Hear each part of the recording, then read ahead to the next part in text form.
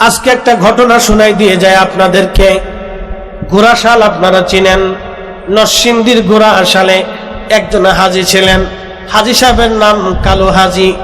কালু হাজী সে তৎকালীন জমানার হাজী, প্রায় তখন একেবারে স্বাধীনতার পরবর্তী সময়, তখনকার সময়ের তিনি কালু হাজী ছিলেন। আল্লাহর একজন বুজুর্গ বান্দা ছিলেন, তিনি খুবই আবেদ এবং জাহেদ ছিলেন কালু হাজী সাহেব। আল্লাহর অলির দরবারে নিয়মিত খেদমতে আসতেন। একবার 600 লোক নিয়ে কালু হাজী সাহেব দরবারে আসলেন।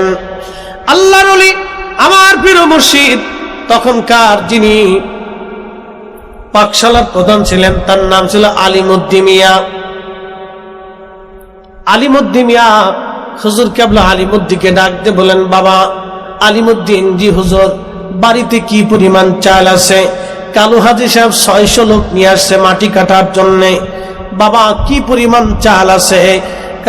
আলিমউদ্দিন ভাই বললেন, হুজুর মাত্র 6 সের চাল আছে।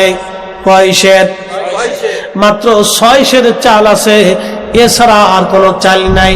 এখন তো বিশ্ব জাকের মঞ্জিলে গোডাউন ভরা ভরা চাল পাবেন, অথবা যদি হুকুম দেন মিয়া ভাইজান তাহলে এই ট্রাক ভরে ভরে আপনারা চাল পাঠাবেন। কি কথা বলেন, ঠিক কিনা? যদি এখন বলে যে আগামীকাল এই 5 লক্ষ মেহমান আসবে, আপনারা চাল পাঠান, তাহলে আপনারা মনে ঘরে বসে থাকবেন না? কি বলেন, না চাল পাঠাবেন না? আমার কাছে যদি ফোন দিয়ে বলে যে আপনি 1 ট্রাক দিয়ে দেন, তাহলে আমি বসে থাকবো না? কি বলে? যদি আবেদন বলে যে ফরিদি সাহেব 1 ট্রাক দিয়ে দেন, তাহলে আমি আর বসে থাকবো না?